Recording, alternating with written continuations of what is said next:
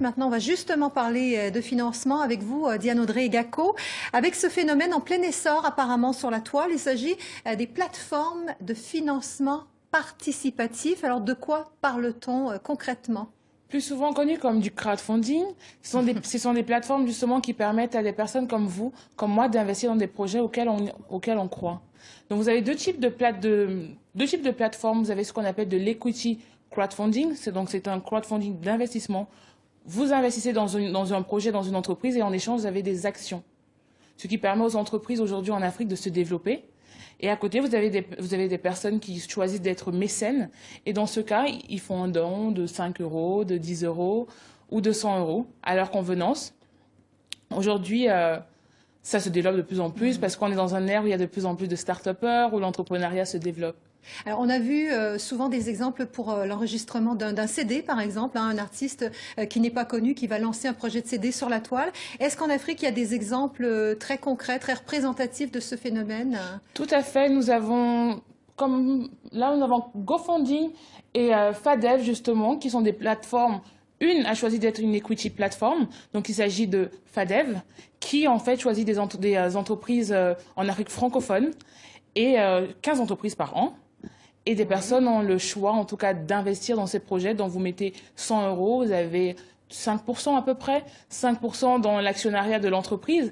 Et là, par exemple, nous avons Fruitcam, une entreprise de jus de fruits naturels au Cameroun, et qui avait besoin de 18 000 euros pour se développer, et qui, au final, a eu 22 000 euros pour développer son usine de production au Cameroun. Et ça a fonctionné. Et de ce que j'ai vu en commentaire, les personnes qui ont investi étaient contents. À côté, vous avez GoFundMe qui a choisi d'être sur l'Afrique du Nord, donc dans le Maghreb, et qui propose aux personnes de la diaspora tunisienne, marocaine ou algérienne d'investir dans des projets de start-upers du pays. On sait très bien qu'aujourd'hui, des gens de la diaspora ont l'habitude d'envoyer de l'argent sur le continent. Donc c'est une belle alternative. Je me suis renseignée auprès d'un jeune entrepreneur camerounais, Olivier Madiba, qui a réussi à lever 240 000 euros via une plateforme de crowdfunding. Il a testé le mode d'investissement naturel via des mécènes. Il a récolté 1 000 euros, ce qui a été un échec parce qu'il voulait lancer sa boîte Kiro Games, qui est une boîte de jeux vidéo. Et il s'est tourné justement vers l'equity crowdfunding, donc un modèle d'investissement participatif sur la toile. Exactement. On parle français un petit peu. C'est vrai, de financement participatif, mais sous un modèle d'investissement. Donc des gens, en mettant 5 euros, 10 euros, 100 euros ou 600 euros, avaient des actions dans son entreprise.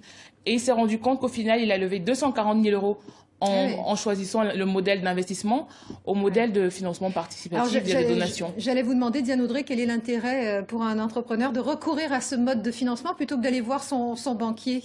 Aujourd'hui, en Afrique, c'est compliqué d'aller voir son banquier et de dire qu'on a une entreprise, encore plus dans les jeux vidéo, parce qu'au final, en Afrique, on rêve toujours des jeux vidéo qui sont ailleurs. Je ne sais pas, un Tekken, par exemple, qui est japonais.